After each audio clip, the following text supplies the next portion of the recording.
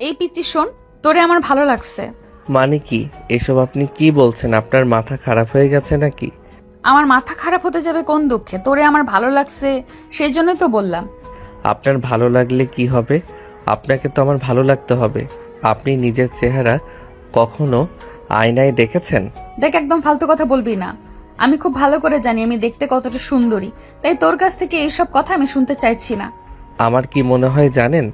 আপনার বাসার আয়নাটা মনে হয় নষ্ট হয়ে গেছে। আপনি যদি নিজের চেহারাটা আয়নায় ঠিকঠাকভাবে দেখতে পেতেন তাহলে হয়তো আমাকে এই কথাটা বলার সাহস পেতেন না। দেখ, একদম মেজাজ খারাপ করিস না তো। তোরে আমার ভালো লাগছে, আমি তোর সঙ্গে প্রেম করব। আমারে পাগল পাইছে নাকি যে আমি আপনার সঙ্গে প্রেম করতে যাব? এসব ফালতু কথা বন্ধ করুন আর আমার পথ থেকে সরে দাঁড়ান। আমাকে যেতে দিন। তুই বলবি আর আমি তোরে যেতে দেবো, এটা তুই ভাবলি কি করে? আমি ভার্সিটির সিনিয়র, আর এই ভার্সিটির এমন কোনো জুনিয়র নেই যারা আমার কথা শুনে চলে না। তাহলে তুই কোন ক্ষেতের মূলা বলতো শুনি? দেখুন, আপনি যেই হন না কেন তাতে আমার কিছু যায় আসে না। আমি ভার্সিটিতে নতুন এসেছি, সেই কথা সত্য, কিন্তু তার মানে এই নয় যে আপনি বাকি 5 জনের মতো আমাকে নাকে দড়ি দিয়ে ঘোরাতে পারবেন। তুই বুঝি আমাকে চ্যালেঞ্জ করছিস? যদি আপনার এরকমটা মনে হয়ে থাকে তাহলে সেটাই আপনি আমার পথ থেকে সরে দাঁড়ান। আজকে আমার ভার্সিটিতে প্রথম দিন, আমার ক্লাসের টাইম হয়ে গেছে। এই বলে আবার নদীকে নিজের পথ থেকে সরে দাঁড়াতে বলে, কিন্তু নদী তার কথাই অনড়। সে এখান থেকে কোনোভাবেই সরে দাঁড়াবে না, আর আয়ানকে কোনোভাবেই তার কথার কোনো উত্তর না দিয়ে ক্যাম্পাসের ভিতর প্রবেশ করতে দিবে না। কলেজ শেষ করে এই বছরই ভার্সিটিতে ভর্তি হয়েছে আয়ান, আর আজকে এই ভার্সিটিতে প্রথম দিন ছিল। সকালবেলা এমনিতেই ঘুম থেকে উঠতে লেট হয়ে গেছে। তাড়াহুড়ো করে কোনো রকম রেডি হয়ে নাস্তাটা শেষ করে এই ভার্সিটিতে চলে এসেছে। ভার্সিটির ভিতরে প্রবেশ করতে যাবে, ঠিক তখনই জিন্স টপস পরা কয়েকটা মেয়ে তার পথ আগলে দাঁড়ায়, আর সেখান থেকেই একটা মেয়ে তার সঙ্গে এই কথোপকথনগুলো করে। আয়ান মেয়েগুলোকে পাশ কাটিয়ে চলে যেতে চাইছিল, তখনই আবারও নদীর পিছন থেকে আয়ানের হাতটা ধরে ফেলে, আর একটা হ্যাঁচকা টান দিয়ে আবারও আয়ানকে নিজের সামনে দাঁড় করায় আর বলতে থাকে, কিরে, কি হলো?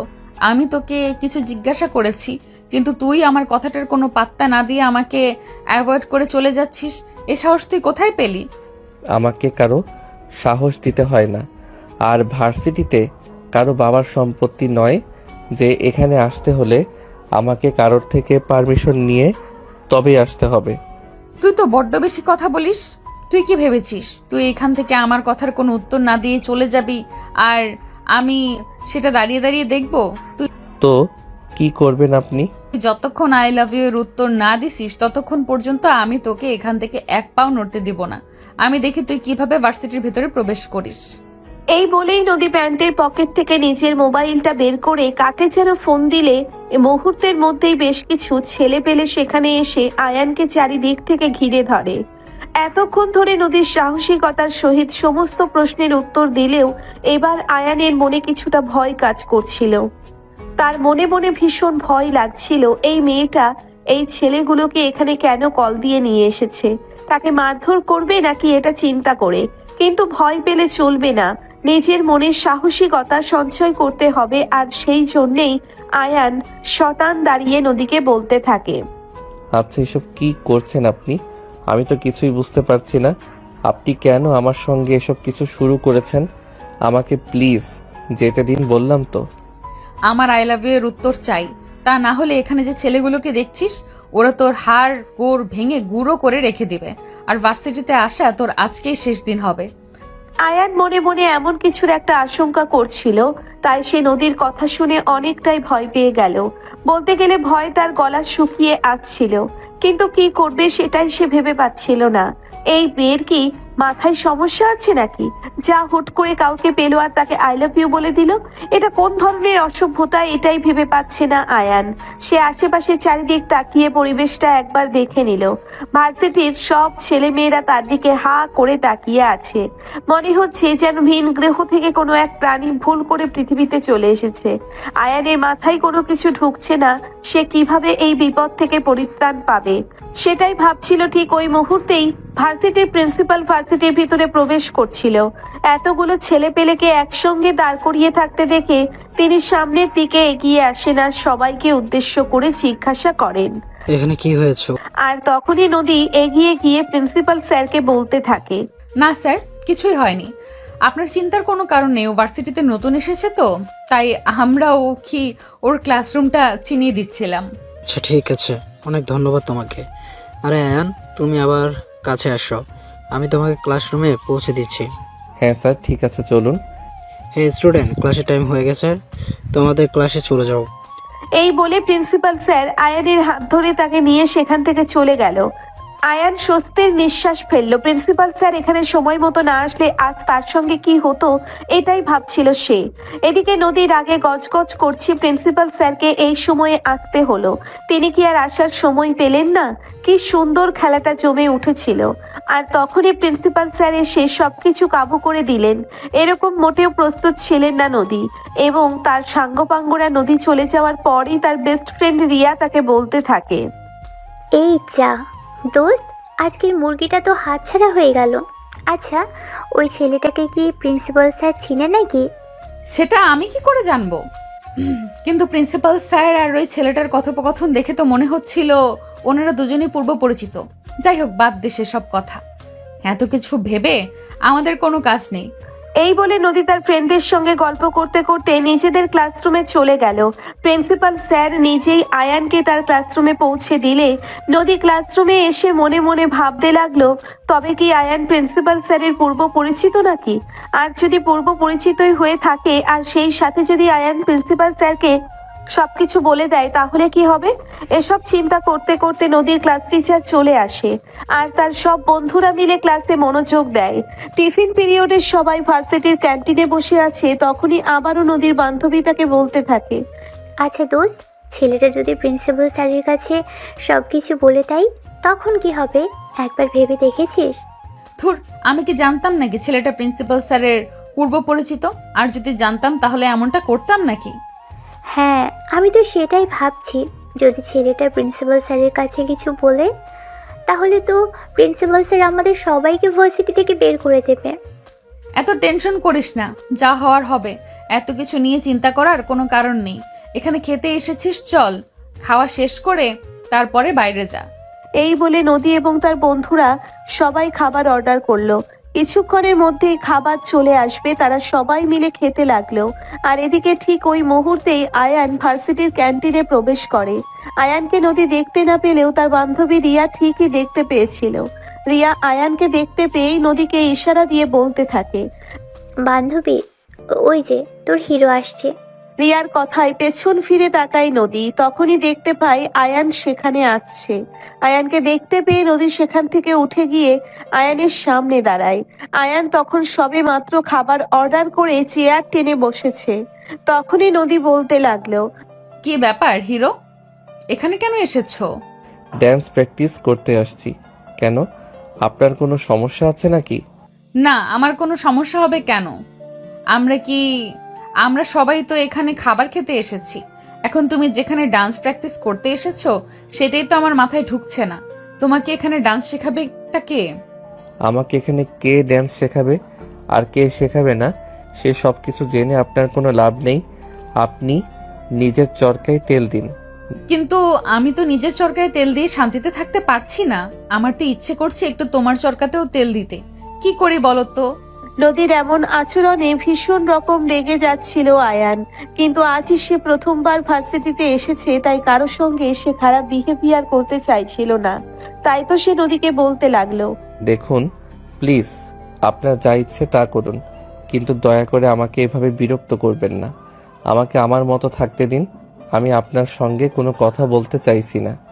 এই বলে আয়ান সেখানে অর্ডার করা খাবারগুলো না খেয়ে সেগুলোর বিল পেমেন্ট করে ক্যান্টিন থেকে বের হয়ে আসে। আয়ান চলে আসার পর নদী সেখান থেকে নিজের বান্ধবীদের কাছে ফিরে গেল। তখনই তার বান্ধবীরা তাকে বলতে লাগলো, কি ব্যাপার দোস্ত, তোর হিরো এখান থেকে চলে গেল কেন? কিছু বলেছিস নাকি তোর হিরোকে? দূরও বাদ দে, এই ছেলেটার কোনো রসকস নেই। আমি কি বলতে গেলাম আর সে আমার সঙ্গে কি বলে চলে গেল। তবে একটা কথা মনে রাখিস, আমার হাত থেকে ছাড়া পাওয়া অতটাও সহজ ব্যাপার নয় যতটা সে মনে মনে ভাবছে। এটা কি আর আমরা জানি না নাকি? আর সেজন্যই তো বললাম হিরো চলে গেল কেন। কিন্তু নদী তখন আর এসব ব্যাপার নিয়ে কোনো কথাই বলল না। প্রসঙ্গ পাল্টে নিয়ে এসে বান্ধবীদের সঙ্গে গল্প করতে লাগলো আর নিজেদের খাওয়া দাওয়া শেষ করে ক্যান্টিন থেকে বের হয়ে ক্লাসরুমে চলে আসলো। এভাবেই সেদিনের দিনটা কেটে গেল। এদিকে আয়ান ক্ষুধা পেট নিয়ে ক্যান্টিনে গেলেও নদী এবং তার বান্ধবীদের জন্য ক্যান্টিন থেকে কিছু খেতে পারলো না। খালি পেটে ক্যান্টিন থেকে বের হয়ে আসতে হলো। কিন্তু খালি পেটে তার ক্লাস করতে একদম ভালো লাগছিল না। আর এদিকে সে বাসা থেকেও কোনো খাবার নিয়ে আসেনি। একদম অসহ্য লাগছিল তার, কিন্তু কিছুই তো করার নেই। বিকেল 3টেই ভার্সিটি ছুটি হলো। আয়ান ভার্সিটি থেকে বের হতে যাবে, তখনই আবারও ভার্সিটির গেটের সামনে নদী এবং তার সাঙ্গপাঙ্গরা আয়ানের পথ আগলে দাঁড়ালো। আবারও নদী এবং তার সাঙ্গপাঙ্গদের নিজের সামনে এসে দাঁড়ানো দেখে আয়ান ভীষণভাবে রেগে গেল। আর তখনই সে নদীকে বলতে লাগলো, কি আবার সমস্যা কি আপনার? আমার পেছনে লাগা ছাড়া আপনার আর কোনো কাজ নেই নাকি? আয়ানের এমন কথা শুনে উপস্থিত নদীর সাঙ্গপাঙ্গরা সবাই হেসে উঠল। কিন্তু তার সাঙ্গপাঙ্গদের হেসে ওঠাটা নদী ঠিকভাবে নিল না। সে সবাইকে ধমক দিয়ে বলতে লাগলো, এই কি সমস্যা তোদের? তোরা এভাবে হাসাহাসি করছিস কেন? আমি কি তাদেরকে এভাবে হাসাহাসি করতে বলেছি নাকি? এই বলে জোরে একটা ধমক দিতেই নদীর বন্ধুরা সবাই চুপসে গেল। আর এদিকে আয়ান তখন সেখান থেকে চলে যাচ্ছিল। ঠিক ওই মুহূর্তেই নদী পেছন থেকে আয়ানের হাতটা ধরে ফেলে। কি ব্যাপার, তুমি আমার সঙ্গে কোনো কথা না বলে এখান থেকে চলে যাচ্ছ কেন? আমি কি তোমাকে এখান থেকে চলে যেতে বলেছি নাকি? দেখুন, আমার কিন্তু ভীষণ মেজাজ খারাপ হচ্ছে। এই আমি আপনাকে বলে দিলাম, আমাকে এখন বাসায় যেতে হবে। আপনি আমার পথ থেকে সরে দাঁড়ান। আর বলতে থাকে, কিন্তু নদী আয়ানের কোনো কথাই নিজের কানে তুলল না। সে সেখানেই দাঁড়িয়ে রইল আয়ানের পথ অবরোধ করে। এদিকে আয়ান নিজেকে আর কোনোভাবেই কন্ট্রোল করতে পারছিল না। সে একরকম রেগে গিয়েই নদীর হাত ধরে একটা হ্যাঁচকা টান দিয়ে নদীকে নিজের পথ থেকে সরিয়ে দিল। আর তারপর নিজের গাড়িতে গিয়ে বসলো। তারপর গাড়ি স্টার্ট করে ক্যাম্পাস থেকে বের হয়ে আসলো। এদিকে নদী ধাক্কার তার সামলাতে না পেরে ছিটকে পড়ে গেল। সে ছিটকে গিয়ে ওয়ালের সঙ্গে বাড়ি খেলো আর তার মাথায় আঘাত পেল। কপাল ফেটে রক্ত বের হতে লাগলো। নদীর বান্ধবীরা যদি এমন পরিস্থিতির জন্য একদমই প্রস্তুত ছিল না, তারা সবাই দৌড়ে এসে নদীকে টেনে দাঁড় করালো। নদীর কপাল থেকে রক্ত বের হতে দেখে তার বান্ধবীদের মধ্য থেকে একজন নিজের হাতের রুমালটা দিয়ে নদীর কপাল বাঁধলো। আর তারপরেই তারা সবাই মিলে তাড়াহুড়ো করে নদীকে নিয়ে হসপিটালে চলে গেল। সেদিন রাতে নদীকে হসপিটালেই থাকতে হলো। আর পরের দিন আয়ান ভার্সিটিতে আসে। সেদিন আর কেউ তার পথ আগলে দাঁড়ালো না, তাকে কোনো কথা বলল না। সে চুপচাপ নিজের ক্লাসরুমে চলে গেল। আর এসব বিষয় ভুলে গেল। মনে মনে ভাবলাম, মেয়েটা হয়তো আর কখনোই তার সামনে এসে দাঁড়াবে না। কিন্তু গতকাল কি ঘটে গেছে সেটা তার ধারণার বাইরে ছিল। সেদিন ভার্সিটি ছুটি হলে আয়ান ভার্সিটি থেকে বের হতে যাবে, তখনই নদীর বান্ধবীরা আয়ানের সামনে এসে দাঁড়ায়। আর তারপর এই নদীর বান্ধবী আয়ানকে উদ্দেশ্য করে বলতে থাকে, আচ্ছা, কাল তুমি এটা নদীর সঙ্গে ঠিক করলে? আমি ভুল কিছু করিনি, যা করেছি একদম ঠিকঠাক কাজই করেছি। আপনারা যেটা যোগ্য আমি তো সেটাই করেছি। তাই বলে তুমি মেয়েটাকে এভাবে ধাক্কা দিয়ে ফেলে দিবে? মেয়েটা যে কপাল কেটে গেছে সেটা তুমি দেখেছো? মানে এসব আপনি কি বলছেন? আমি তো কিছুই বুঝতে পারছি না। আমি তো শুধু ধাক্কা দিয়ে নিজের পথ থেকে সরিয়ে দিয়েছিলাম, কিন্তু তারপর কি হয়েছে সেটা তো জানি না। হ্যাঁ, তুমি ধাক্কা দেওয়ার পরই সে ধাক্কার তাল সামলাতে না পেরে ছিটকে ওয়ালে পড়ে গেছিল। এরপর গতকাল ঘটে যাওয়া সম্পূর্ণ ঘটনাটা নদীর বান্ধবীরা আয়ানকে খুলে বলল।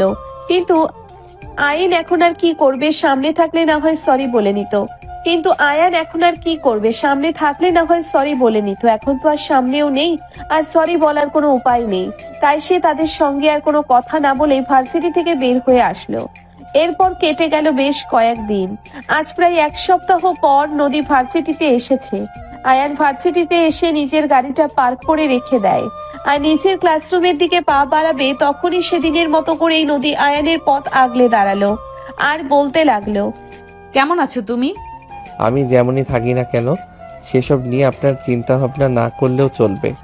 আর হ্যাঁ, ওই দিনের ব্যবহারের জন্য আমি দুঃখিত। এই বলে আয়ান সেখান থেকে চলে যায়। নদী সেদিন আর আয়ানকে আটকালো না। সে দাঁড়িয়ে দাঁড়িয়ে চলে যাওয়া দেখলো। যদিও তার বান্ধবীরা তাকে কিছু বলতে চাইছিল, কিন্তু সে তার বান্ধবীদের জানিয়ে দিল। আর তারপরে কিছুক্ষণ তার বান্ধবীদের সঙ্গে গল্প গুজব করে সবাইকে নিয়ে নিজের ক্লাসরুমে চলে গেল। এভাবেই যাচ্ছিল দিনগুলো। নদী আয়ানের সঙ্গে টুকটাক কথা বললেও এখন আর সেরকম কোনো বিরক্ত করে না। যদিও আয়ানের এইসব বিষয়গুলো নিয়ে কোনো ইন্টারেস্ট নিয়েই তাকে কেউ বিরক্ত করুক, এটা সে কখনোই চায় না। সে বরাবরই শান্তিপ্রিয় মানুষ, সবসময় চুপচাপ আর একা একা থাকতেই সে ভীষণ পছন্দ করে। তাই কে তার সঙ্গে কথা বলল আর কে তার সঙ্গে কথা বলল না, এসব নিয়ে তার কোনো মাথা ব্যথা নেই। অপরদিকে নদী প্রতিদিন সকালবেলা ভার্সিটিতে এসে ক্যাম্পাসে বসে অপেক্ষা করত কখন আয়ান আসবে আর সেই আয়ানকে এক পলক দেখবে। আবার যখন ভার্সিটি ছুটি হতো তখনও তাড়াতাড়ি করে ক্লাসরুম থেকে বের হয়ে গেটের সামনে গিয়ে দাঁড়িয়ে থাকতো একবার আয়ানকে দেখার জন্য। তার মন ছটফট করলো আয়ানের সঙ্গে একটু কথা বলার জন্য, কিন্তু যেহেতু আয়ান তার সঙ্গে কথা বলতে চায় না বা এই ব্যাপারটা একদমই ভালোভাবে নিচ্ছে না, তাই ইচ্ছে থাকা সত্ত্বেও নদী আয়ানের সঙ্গে কথা বলতো না। দূর থেকে অপলক দৃষ্টিতে তাকিয়ে থাকতো আয়ানের দিকে। আর এভাবেই যাচ্ছিল তাদের দিনগুলো। কিন্তু হঠাৎ করে একদিন আয়ান ভীষণ রকম অসুস্থ হয়ে পড়ে। তাকে হসপিটালে অ্যাডমিট করা হয়। তার ভীষণ জ্বর আসে। জ্বরের তাপ এতটাই তীব্র ছিল যে তাকে কোনো ঔষধও কাজ হচ্ছিল না। জ্বর কোনোভাবেই কম ছিল না, তাই বাধ্য হয়ে সবাই তাকে হসপিটালে অ্যাডমিট করে। সেখানে জ্বরের তাপ কিছুটা কমে আসে। তাকে মোটামুটি সুস্থ হতে প্রায় 10 দিনের মতো সময় লেগে গেল। আর 10 দিন পরেই তাকে বাসায় নিয়ে আসা হলো। এই পুরো সময়টা জুড়ে আয়ান ভার্সিটিতে যাচ্ছিল না। এদিকে আয়ান ভার্সিটিতে না আসায় নদী ভীষণ রকম চিন্তিত হয়ে পড়ে। সে কোনোভাবেই ভেবে পায় না আয়ানের কি হয়েছে। হঠাৎ করেই কেন বা আয়ান ভার্সিটিতে আসা বন্ধ করে দিয়েছে, কোনো বিপদ আপদ হলো কিনা সেটাও তো বুঝতে পারছে না। তাই নদী অনেকের কাছেই আয়ানের ব্যাপারে জিজ্ঞাসাবাদ করে, কিন্তু আয়ান যেহেতু ভার্সিটিতে নতুন অ্যাডমিশন নিয়েছিল, তাই তার ব্যাপারে কেউ সেরকম কোনো তথ্য দিতে পারছিল না নদীকে। এদিকে আয়ানের কথা ভীষণ রকম ভাবে মনে পড়ছিল নদীর। সে কোনোভাবেই চেষ্টা করলেও আয়ানকে ভুলে থাকতে পারছিল না, তাই সে চুপ করে বসে থাকতে পারেনি। নদীর হঠাৎ করে মনে পড়লো আয়ান মনে হয় প্রিন্সিপাল স্যারের পরিচিত, কারণ সেদিন যখন প্রথম এসেছিল আয়ান, সেদিন প্রিন্সিপাল স্যার আয়ানকে তার ক্লাসরুম পর্যন্ত পৌঁছে দিয়েছিল। তাই নদী মনে মনে সিদ্ধান্ত নিল সে প্রিন্সিপাল স্যারের সঙ্গে এ ব্যাপারে কথা বলবে। আর প্রিন্সিপাল স্যারের কাছ থেকেই প্রয়োজন হলে আয়ানের বাসার ঠিকানা জেনে তার সঙ্গে দেখা করতে যাবে। যেমন চিন্তা তেমনি কাজ। সেদিন টিফিন ব্রেকে নদীর চলে গেল প্রিন্সিপাল স্যারের কেবিনে। প্রিন্সিপাল স্যার তখন দুপুরের খাওয়া শেষ করে একটু বিশ্রাম নিচ্ছিল। নদীর প্রিন্সিপাল স্যারের কেবিনের দরজার সামনে দাঁড়িয়ে নক করে। May I coming sir? হ্যাঁ, ভেতরে এসো। সরাসরি আমি আপনার সঙ্গে একটা ব্যাপারে কথা বলতে এসেছিলাম, কিন্তু কিভাবে বলবো সেটাই ভেবে পাচ্ছি না। দেখো, আমি তোমাদের টিচার, আর তুমি আমাকে যে কোনো প্রশ্ন নির্দ্বিধায় করতে পারো। তুমি যদি আমার কাছ থেকে কোনো জিনিস জানতে পারো তাহলে সেটা কার কাছ থেকে জানবে বলো শুনি। না মানে আসলে স্যার, আপনাকে এই ব্যাপারটা কিভাবে জিজ্ঞাসা করব সেটাই তো আমি ভেবে পাচ্ছি না। এই বলে নদী সেখানে চুপচাপ দাঁড়িয়ে থাকে। তখনই আবারও প্রিন্সিপাল স্যার নদীকে উদ্দেশ্য করে বলতে থাকে সে কি বলতে এসেছে সেটা বলার জন্যে। আর তারপরে কিছুক্ষণ চুপ করে থেকে নদী প্রিন্সিপাল স্যারকে বলতে থাকে সে কারোর ব্যাপারে কিছু ইনফরমেশন জানতে এখানে এসেছে। তখনই প্রিন্সিপাল স্যার কাকে বলে কি জানতে এসেছে সেটা বলার জন্য। আর তারপর নদী প্রিন্সিপাল স্যারকে বলে, আসলে স্যার, আমাদের ভার্সিটিতে নতুন অ্যাডমিশন নিয়েছে একটা ছেলে। যেদিন প্রথম এসেছিল সেদিন আপনি তাকে ক্লাসরুম পর্যন্ত পৌঁছে দিয়েছিলেন। আমি তার ব্যাপারে কিছু জানতে চাই। নদীর কথা শুনে প্রিন্সিপাল স্যার খুব ভালোভাবেই বুঝতে পারেন নদী আয়ানের ব্যাপারে কোনো কিছু জিজ্ঞাসা করতে চাইছে। তাই প্রিন্সিপাল স্যার নদীকে বলতে লাগলো, ও আচ্ছা, ঠিক আছে, কোনো সমস্যা নেই, বলো তুমি কি জানতে চাও, আমি তোমার কথার উত্তর দিচ্ছি। তারপরেই আয়ানের এতদিন ধরে ভার্সিটিতে না আসার ব্যাপারটা প্রিন্সিপাল স্যারের কাছে বলেন নদী। সবকিছু শুনে প্রিন্সিপাল স্যার নদীকে বলেন আয়ান অসুস্থ আর সেজন্যই সে ভার্সিটিতে আসছে না। এই কথা শুনে মুহূর্তেই নদীর মুখটা কালো হয়ে গেল, কিন্তু সে প্রিন্সিপাল স্যারকে কোনো কিছু বুঝতে দিল না। সে তার ফ্রেন্ডদের নিয়ে আয়ানের সঙ্গে দেখা করতে যাবে। এই কথা বলে আয়ানের বাসার ঠিকানাটা প্রিন্সিপাল স্যারের কাছ থেকে চেয়ে নিল। প্রিন্সিপাল স্যারও কোনো কথা না বলেই তাকে আয়ানের বাসার ঠিকানাটা দিয়ে দিল, আর তারপরে বলতে লাগলো, দেখো, তুমি আমাদের বাড়িতে যাবে ভালো কথা, কিন্তু ভুল করেও কাউকে এই কথাটা বলো না যে আমি তোমাকে ঠিকানা দিয়েছি। ওকে স্যার, ঠিক আছে, কোনো সমস্যা নেই। আপনি এ ব্যাপারে একদম চিন্তা করবেন না। আমি কাউকে এ ব্যাপারে কোনো কিছুই বলবো না, এমনকি আমার ফ্রেন্ডদেরকেও না। এই বলে নদী প্রিন্সিপাল স্যারের কাছ থেকে কাগজের টুকরোটা নিয়ে সেখান থেকে বের হয়ে গেল, যে টুকরোটাতে প্রিন্সিপাল স্যার আয়ানের বাসার ঠিকানা লিখে দিয়েছিল। সেদিন ভার্সিটি ছুটি হওয়ার পর নদী আর বান্ধবীদের কাউকে কোনো কিছু না বলেই নিজের গাড়িটা নিয়ে বের হয়ে গেল ভার্সিটির ক্যাম্পাস থেকে। এদিকে তার বান্ধবীরা তার পেছন পেছনে সে সারা ক্যাম্পাস জুড়ে তাকে খুঁজলো, কিন্তু কোথাও পেল না তার নাম্বারে। বেশ অনেকবার কল দিল, কিন্তু সে তার বান্ধবীদের কলও রিসিভ করলো না। সে ভার্সিটি ক্যাম্পাস থেকে বের হয়ে সোজা প্রিন্সিপাল স্যারের কাছ থেকে নেওয়া ঠিকানা অনুযায়ী আয়ানের বাসার সামনে চলে আসলো। সে তো এক বিশাল অট্টালিকা নদী, এমনটা কখনো কল্পনাও করেনি। এত বড় রাজকীয় একটা বাড়িতে আয়ানের বসবাস। নদী মনে মনে ভেবেছিল আয়ান হয়তো মধ্যবিত্ত ফ্যামিলি থেকে উঠে আসা কোনো এক সাধারণ ছেলে, কিন্তু এই বাড়ি দেখে মনে হচ্ছে তো ছেলেটা সোনার চামচ মুখে নিয়ে জন্ম নিয়েছে। এই সবকিছু ভাবতে ভাবতেই বাড়ির গেটের সামনে পৌঁছে গেল নদী। সিকিউরিটি গার্ড এসে নদীকে পরিচয় জিজ্ঞাসা করলে সে নিজেকে আয়ানের বন্ধু বলে পরিচয় দেয়। অতঃপর সিকিউরিটি গার্ড তাকে ভেতরে প্রবেশ করতে দিল। নদী ধীর পায়ে বাড়ির ভিতরে প্রবেশ করলো। চারপাশটা কি সুন্দর করে সাজানো গোছানো, মনে হচ্ছে যেন ছবিতে দেখা কোনো এক রাজবাড়ি। যে বাড়ি কল্পনার মতোই সুন্দর পরিপাটি, যেন এক নিখুঁত ছবি। সে চারপাশটা দেখতে দেখতে সামনের দিকে এগিয়ে যাচ্ছিল, আর তখনই একজন মধ্যবয়স্ক ভদ্র মহিলা এসে তার পথ আগলে দাঁড়ালো আর বলতে লাগলো, এই মেয়ে, কে তুমি? কি তোমার পরিচয়? আর এভাবে আমার বাড়ির ভিতর ঢুকে এসেছো কেন? একই সাথে সবগুলো প্রশ্ন একসঙ্গে নদীকে করতে থাকেন আয়ানের আম্মু। নদী কোনটা রেখে কোনটার উত্তর দিবে সেটা ভেবে পাচ্ছে না। কিছুক্ষণ চুপ করে থেকে তারপর নদী আয়ানের আম্মুকে বলতে লাগলো, আন্টি, আমি আয়ানের বন্ধু। আয়ানের সঙ্গে একটু দেখা করতে এসেছি। আয়ান কোথায়? আমি তার সঙ্গে একটু কথা বলবো। ও আচ্ছা, ঠিক আছে। এই কথা তুমি আমাকে আগে বলবে তো? আমি তোমাকে চিনতে পাইনি।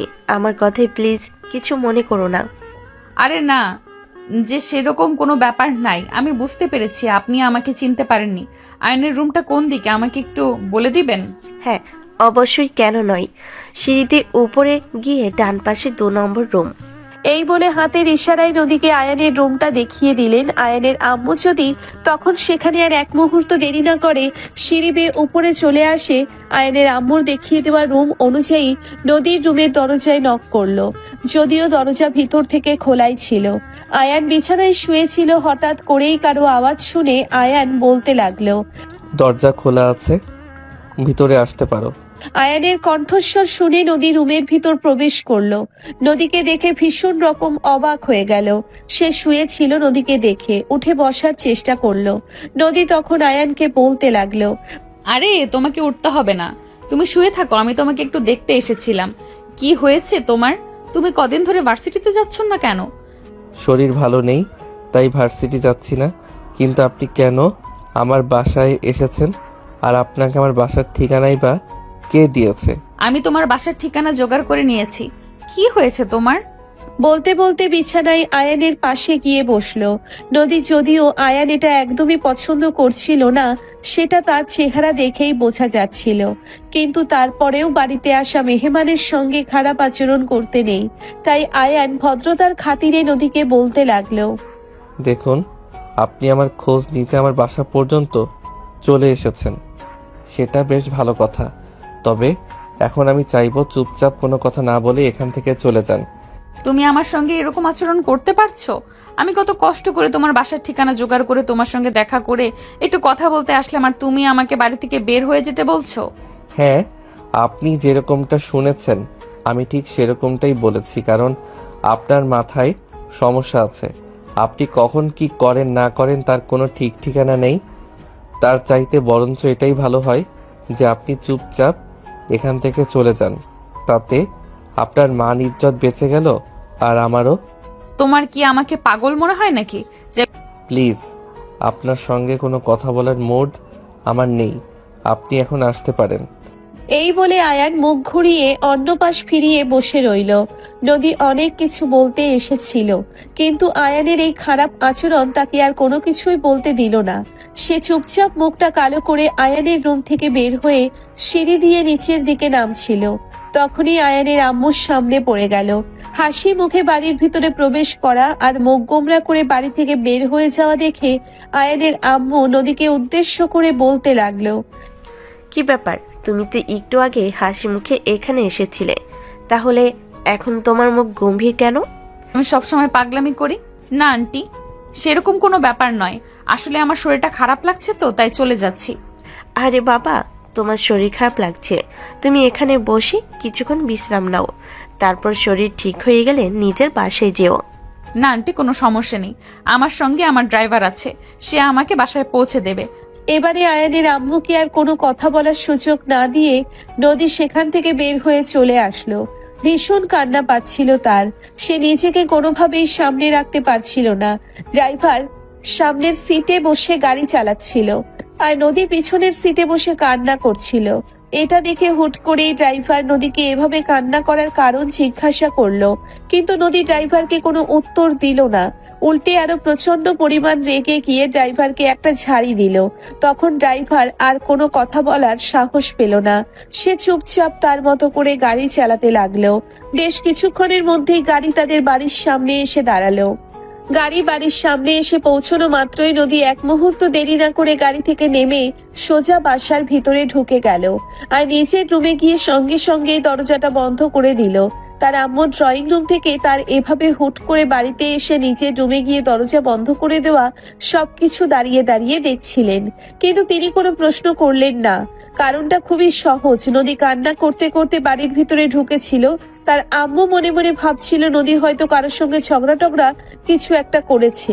এখন তাকে কোনো কিছু জিজ্ঞাসা করলে এর ফল খারাপই হবে, তাই তার সঙ্গে কথা না বলে থাকাটাই বেটার।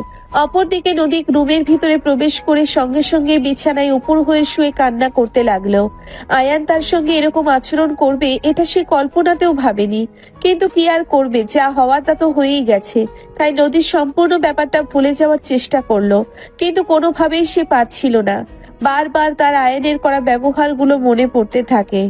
এদিকে বিকেল গড়িয়ে সন্ধ্যা গড়িয়ে রাত হতে চলল, কিন্তু নদী একবারও রুমের দরজা খুলল না আর রুম থেকে বের হলো না। রাতের বেলা নদীর বাবা বাসায় ফিরে আসলেন। প্রতিদিন তিনি বাসায় এসে ড্রয়িং রুমে বসে নদীকে ডাকতে থাকেন। আজকেও তার অন্যথা হয়নি, কিন্তু প্রতিদিনের মতো নদী নিজের রুম থেকে বের হয়ে বাবার কাছে ছুটে যায়নি। বাবাকে একবারের জন্যেও জড়িয়ে ধরেনি।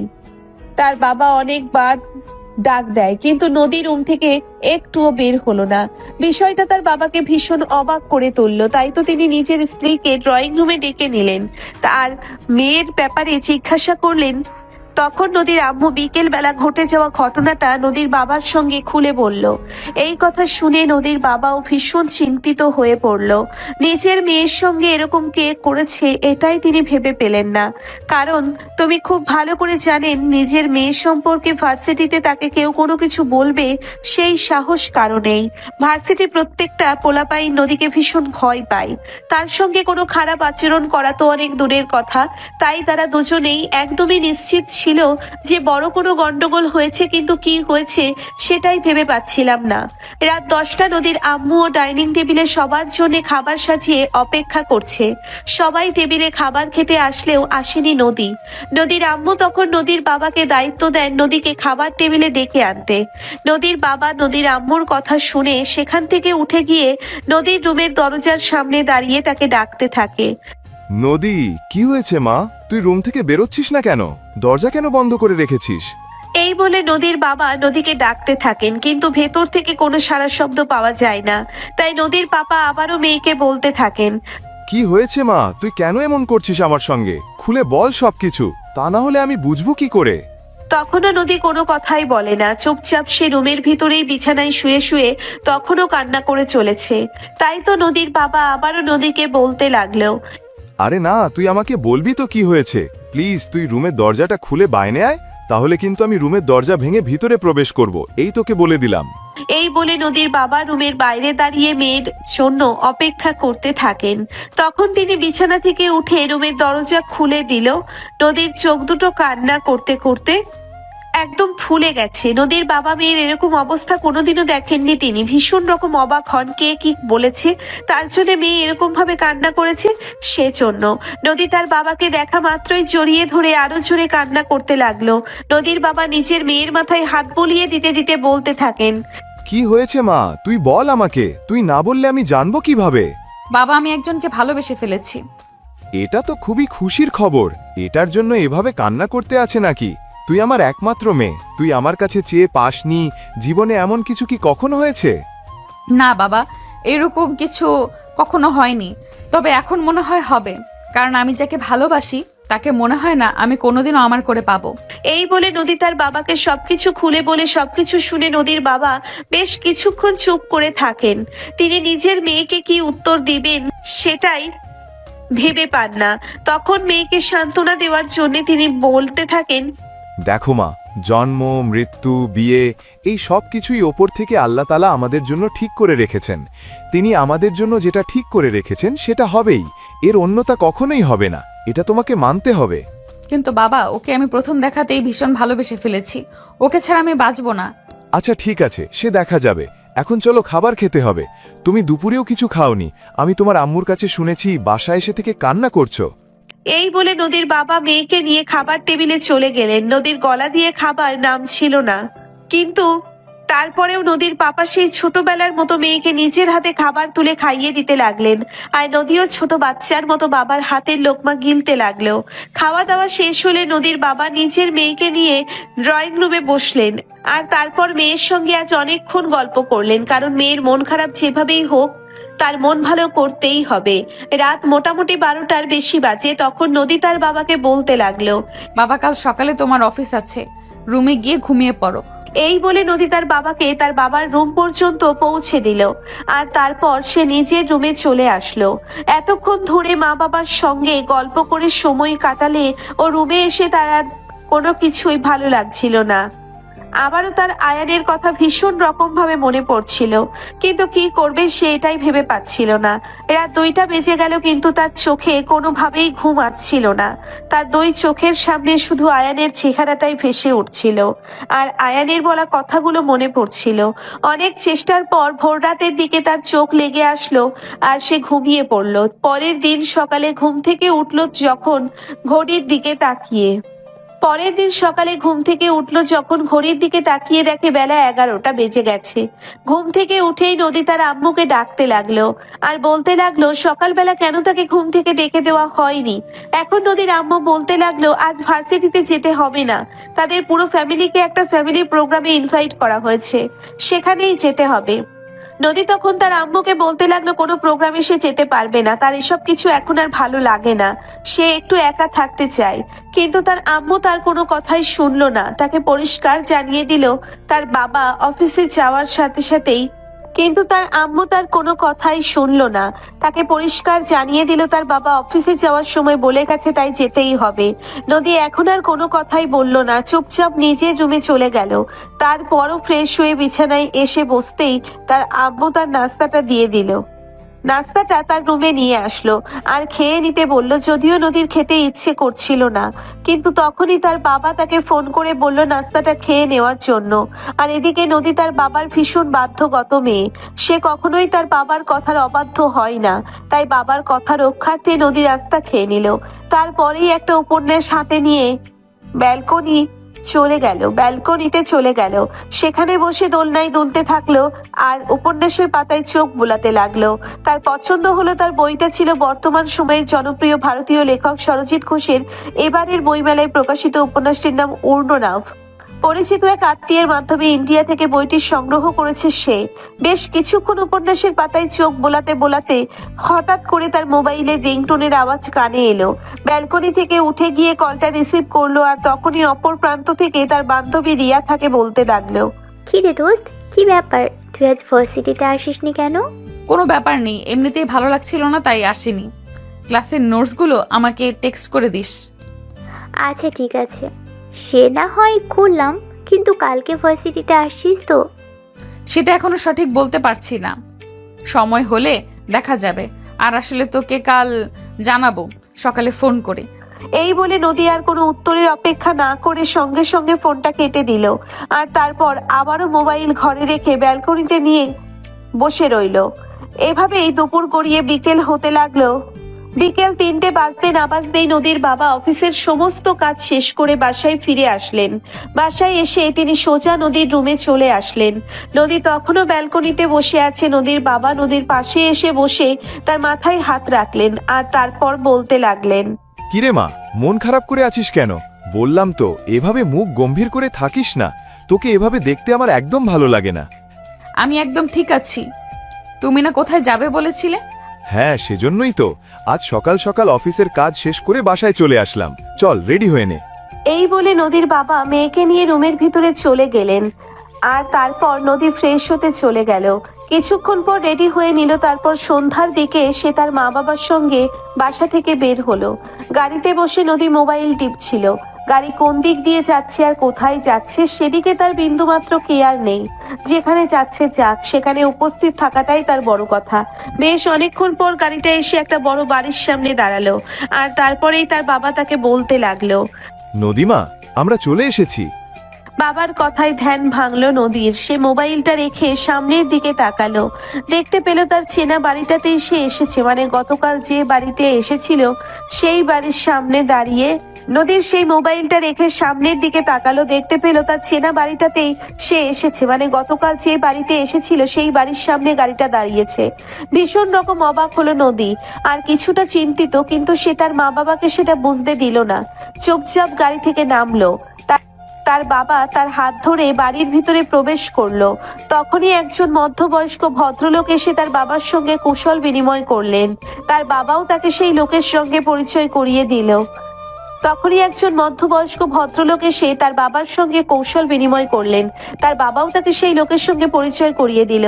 তারপর উনি তাদেরকে ড্রয়িং রুমে বসতে বলে কোথাও একটা যেন চলে গেলেন। আর বাড়ির সার্ভেন্টকে তাদের আপ্যায়নের ব্যবস্থা করতে বললেন। বাড়িতে যে শুধু তারাই রয়েছে সেরকমটা নয়, বাড়িতে আরো অনেক মেহমান রয়েছে। সবাই আচার আচরণ আর পোশাক আশাক দেখেই সবাই বড় বড় বিজনেসম্যান বলেই মনে হচ্ছে। তাদের আচার আচরণ আর পোশাক আশাক দেখেই বোঝা যাচ্ছে সবাই ভালো ফ্যামিলিতেই বিলং করে। এরপর কেটে গেল বেশ কিছুক্ষণ সময়। নদীর খোলা ফল একদমই ভালো লাগছিল না, তার কেমন যেন লাগছিল। তাই সে মনে মনে ভাবলো বাড়ির ছাদ থেকে একটু ঘুরে আসা যাক। তাদেরকে ড্রয়িং রুমে বসতে বলে কোথাও একটা যেন চলে গেলেন। আর বাড়ির সার্ভেন্টকে তাদের আপ্যায়নের ব্যবস্থা করতে বললেন। বাড়িতে যে শুধু তারাই রয়েছে সেরকমটা নয়, বাড়িতে আরো অনেক মেহমান রয়েছে। সবাই বড় বড় বিজনেসম্যান বলেই মনে হচ্ছে। তাদের আচার আচরণ আর পোশাক আশাক দেখেই বোঝা যাচ্ছে সবাই ভালো ফ্যামিলিতেই বিলং করে। এরপর কেটে গেল বেশ কিছুক্ষণ সময়। নদীর খোলা ফল একদমই ভালো লাগছিল না, তার কেমন যেন লাগছিল। তাই সে মনে মনে ভাবলো বাড়ির ছাদ থেকে একটু ঘুরে আসা যাক। যেমন চিন্তা তেমনি কাজ। নদীর সিঁড়ি দিয়ে ছাদে চলে আসলো। পুরো ছাদটা ফুলের বাগান করা হয়েছে, অনেক সুন্দর লাগছে দেখতে। সে ঘুরে ঘুরে ফুলগুলো দেখছিল, যেন সে আপন মনে ফুলের সাথেই কথা বলছিল।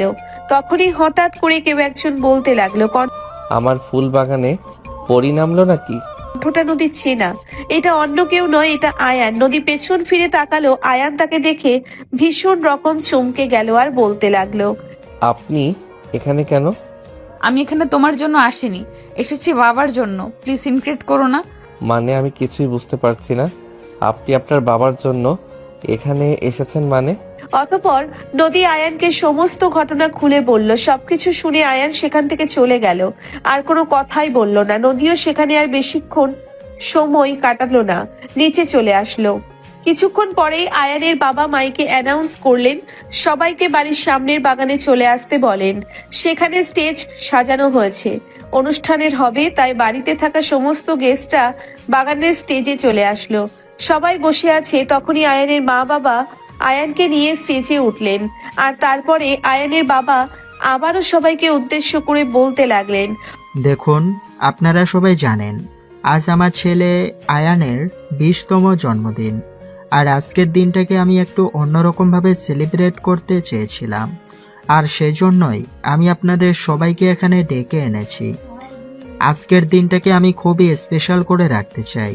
অতঃপর অনেকক্ষণ কথা বললেন তিনি, আর তারপরে কেক চলে আসলো। সবাই মিলে কেক কাটলেন। তারপরে আর নিজের হাতে একে একে সবাইকে কেক খাইয়ে দিতে লাগলো।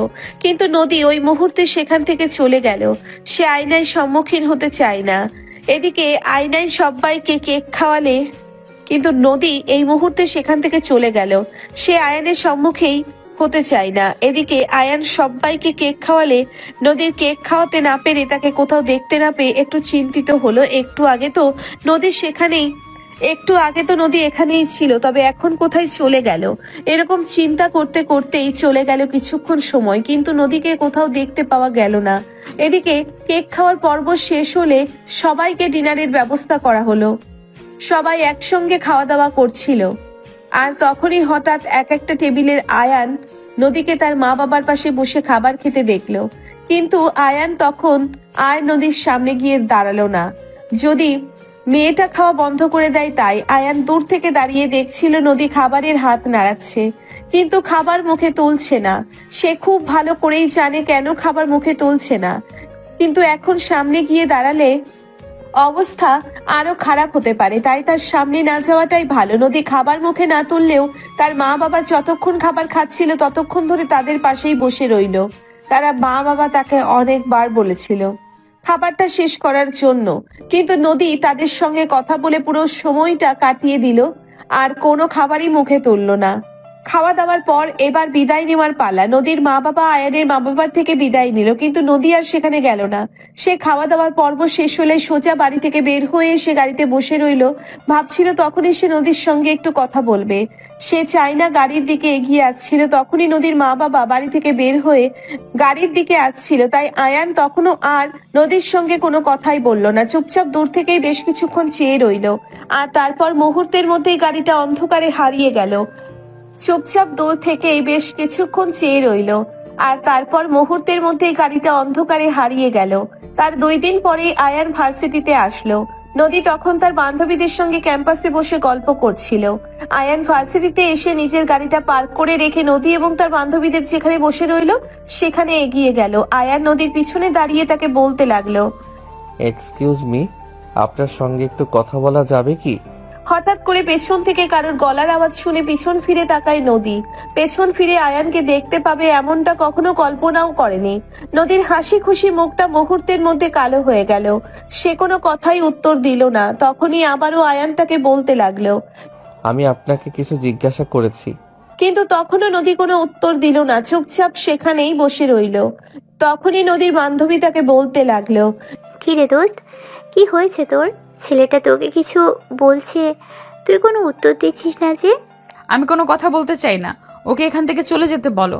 নদী তার বান্ধবীকে উদ্দেশ্য করে কথাটা বললেও তখনই আয়ান নদীকে বলতে থাকে, আমি এখান থেকে চলে যাওয়ার জন্য আসিনি। আমি এখানে আপনার সঙ্গে একটু কথা বলতে এসেছি। আপনাকে আমার কথার উত্তর দিতেই হবে। আমি আপনার বাবার টাকায় কেনা চাকর নই যে আমার প্রশ্নের উত্তর দিতে বাধ্য। বুঝতে পেরেছেন মিস্টার? আপনি আমার সঙ্গে এভাবে কেন কথা বলছেন আমি তো সেটাই বুঝতে পারছি না। পরশু অবধি যে আপনিটা আমার সঙ্গে কথা বলার জন্য ব্যাকুল হয়ে থাকেন, আর সেই আপনি আজ আমাকে ইগনোর করছেন। মানুষ আর সময় কোনোটাই সব সময় একসাথে থাকে না, এই দুটো জিনিসই পরিবর্তনশীল। সো যা হচ্ছে এবং যা ঘটছে সবটাই মেনে নিন, এটাই আপনার এবং বাকি সবার জন্য ভালো হবে। আর যদি মেনে না নেই তাহলে কি হবে? রিয়া, ওকে এখান থেকে চলে যেতে বলো। আমি বললাম তো ওর সঙ্গে কোনো কথা বলতে চাই না। তোরা কেন এটা শুনতে পাচ্ছিস না? আবারও নদী তার বান্ধবীর দিকে তাকিয়ে এই কথাটা বলে। রিয়া কোনো উত্তর দেয় না, চুপচাপ আয়নের দিকে তাকিয়ে থাকে। তখন বুঝতে পারেন যদি তার সঙ্গে কোনো কথা বলতে চাইছে না, তাই সে তখন নদীকে বলতে লাগলো, ঠিক আছে, আপনি আমার কথার উত্তর দিতে চাইছেন না।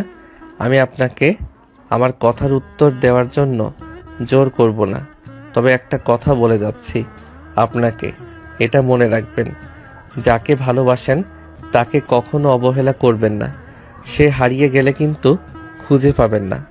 যে ভালোবাসা বোঝে না তাকে ভালোবাসা বোঝানোর জায়গায় যে ভালোবাসা বোঝে না তাকে ভালোবাসা বোঝানো যায় না। I hope you better understand what I say. Yes, I understand.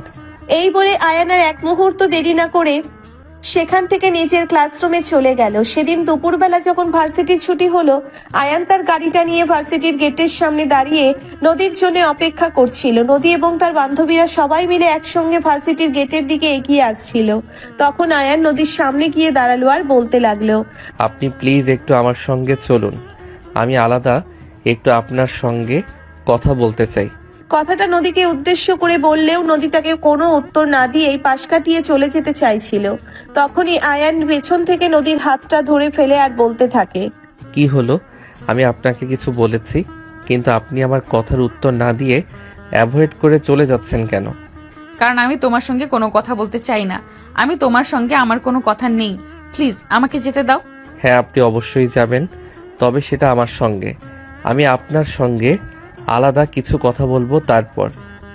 এই বলে আয়ান একরকম জোর করে নদীকে নিজের গাড়িতে তুলে নিল।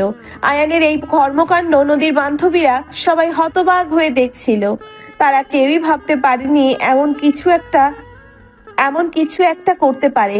আয়ান নদীকে গাড়িতে বসিয়ে সঙ্গে সঙ্গে গাড়ি স্টার্ট করলো। হাই স্পিডে গাড়ি চালাতে লাগলো। নদী ভীষণ ভয় পাচ্ছিল আর আয়ানকে বলতে লাগলো। এক নিঃশ্বাসে এই কথাগুলো বলে আয়ান আর তখন পুরোটার সময় নদী আয়ানের দিকে হা করে তাকিয়েছিল। নদী সে কখনো ভাবতেই পারেনি আয়ান তাকে এভাবে কথাগুলো বলবে। তাই নদী আয়ানকে বলতে থাকে, আর এসব কি করছো তুমি? আস্তে গাড়ি চালাও, অ্যাক্সিডেন্ট হবে তো। হলে হোক, দুজন একসঙ্গে মরবো, তখন আশা করি আর কোনো সমস্যা থাকবে না, আর আপনিও আমায় অ্যাভয়েড করতে পারবেন না। মানে কি এসবের? আমি তো কিছুই বুঝতে পারছি না। কেন এমন করছো তুমি? আমাকে কেউ অবহেলা করলে সেটা আমি মেনে নিতে পারি না। আমাকে কেউ অবহেলা করলে আমার গায়ে লাগে সেটা। আচ্ছা, তোমার কেন এরকমটা মনে হচ্ছে যে আমি তোমাকে অবহেলা করছি? আর কেনই বা আমি তোমাকে অবহেলা করতে যাব? তার কি কোনো নির্দিষ্ট কারণ জানা আছে তোমার? সেটা যদি জানা থাকতো তাহলে আমি জোর করে আপনাকে এখানে ধরে নিয়ে আসতাম না। উচ্চ গতিতে গাড়ি চালাচ্ছে আর এভাবেই নদীর সঙ্গে কথা বলছে আয়ান। নদী আগে অনেক রিকোয়েস্ট করছে গাড়ির গতি কমানোর জন্য, কিন্তু সেই নদীর কোনো কথাই শুনছে না, উল্টে আরো গতি বাড়াতে লাগলো। প্রায় আধা ঘন্টা পর একটা নদীর তীরে এসে আয়ান গাড়িটা দাঁড় করালো। গাড়িটা দাঁড় করানোর সঙ্গে সঙ্গে সে গাড়ি থেকে নেমে গেল। বেশ কিছুক্ষণ নদী গাড়িতে বসে থাকার পর গাড়ি থেকে নেমে আসে। বের হয়ে দেখতে পায় আয়ান নদীর পাড়ে সূর্যের দিকে তাকিয়ে দাঁড়িয়ে আছে। নদী তখন তার পাশে গিয়ে দাঁড়ালো আর তারপর তাকে বলতে লাগলো, আমাকে এখানে নিয়ে আসার কারণটা কি? কারণ বেশি কিছু না, কারণটা খুবই ছোট এবং সিম্পল। যদি ছোট আর সিম্পলি হয়ে থাকে তাহলে সেটা বলা হচ্ছে না কেন? আমি জানি না ভালোবাসা কাকে বলে বা প্রেম কাকে বলে, কারণ আমি কখনো প্রেম করিনি আর কাউকে ভালোবাসিনি। তবে আপনার এরকম অবহেলা আমায় ভীষণ রকমভাবে ভাবাচ্ছে।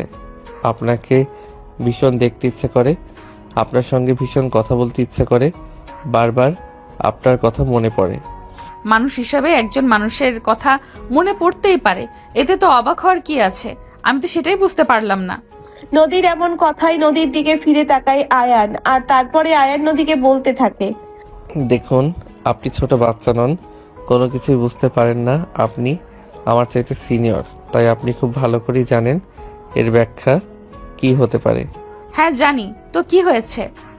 দেখুন, এখন কিন্তু আমার খুব বেশি মেজাজ খারাপ হচ্ছে, এই আমি আপনাকে বলে দিলাম। হলেও কিছু করার নেই। আমি বামুন হয়ে চাঁদের দিকে হাত বাড়াতে চাই না। হ্যাঁ, আমি মধ্যবিত্ত ফ্যামিলির মেয়ে। আমার বাবার ছোটখাটো একটা ব্যবসা আছে যেটা দিয়ে আমরা মোটামুটি ভাবে চলে যেতে পারি, কিন্তু তুমি কোটিপতি বাবার একমাত্র সন্তান, তাই তোমার থেকে হাত বাড়ানো আমাকে মানায় না। হ্যাঁ, আমি জানি আমি কোটিপতি বাবার একমাত্র সন্তান, আর আপনি হয়তো এটা জানেন না, আমার মা বাবার কাছে আমার চাইতে মূল্যবান কিছুই নেই। আর সেজন্য তোমার কাছ থেকে আমি নিজেকে গুটিয়ে নিয়েছি। তবে এটা সত্যি যে তোমাকে আমি ভীষণ ভালোবাসতাম আর এখনো ভালোবাসি। তবে ভালোবাসলেই যে পেতে হবে এটা তো কোথাও লেখা নেই।